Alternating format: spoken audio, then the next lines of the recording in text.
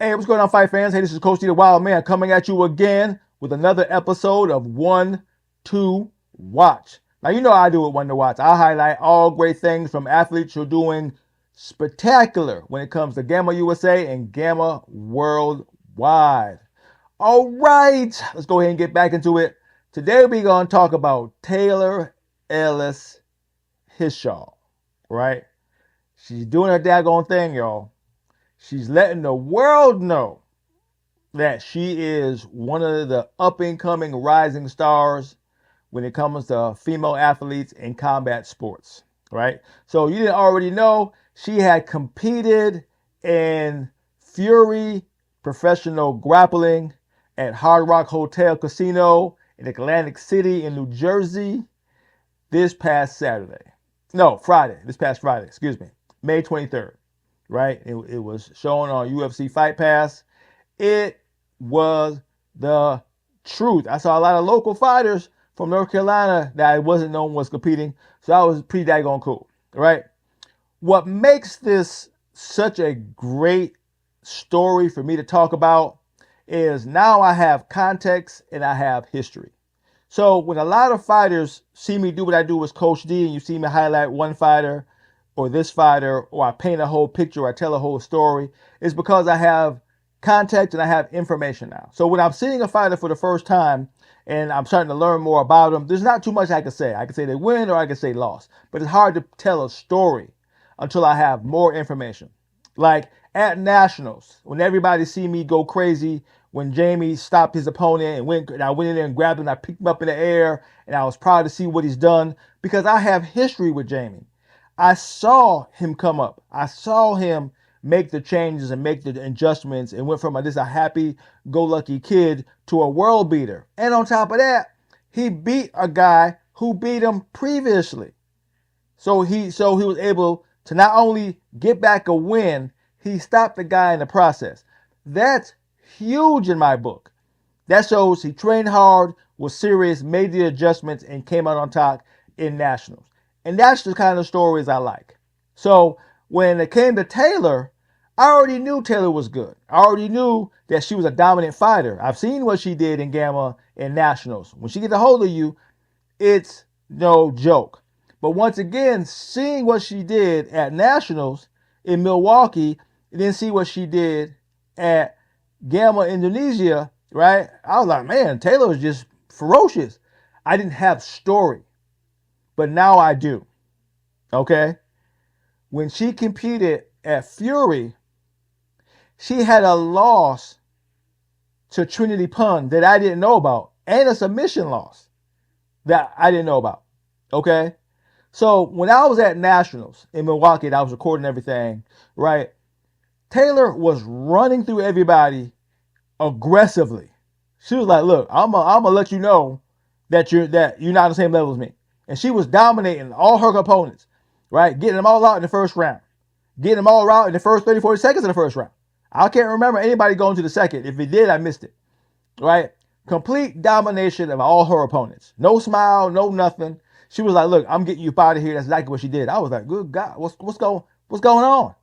Right? Of course, not knowing what I know now. Right? Then we go to Indonesia, right? Ran through her opponent again, right? Threw her down, ragdolled her, rear choke submission. Got her out of there, no time flat. Hand raised, no smiles. I'm like, what is going on? So, if anybody know her dad's a hype guy. Her dad will get you go. Her dad will kill somebody.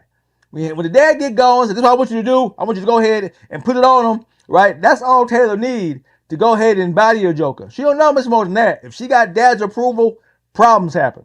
You see what I'm saying? Once again, I didn't have context, right? I didn't know what was going on. Now I do. She had a submission loss earlier on in her career, and that wasn't going to happen again. So when we get to Fury, right, and she submitted her first opponent, which was Amanda Bruse, I'm saying her last name wrong, Bruse, right? Submitted her by the end of the first round with an armbar submission, right? Because it's submission grappling. You seal the deal with a submission. I'm like, okay, Taylor on that level. I thought it was just about the money. No, she wanted to get the Trinity.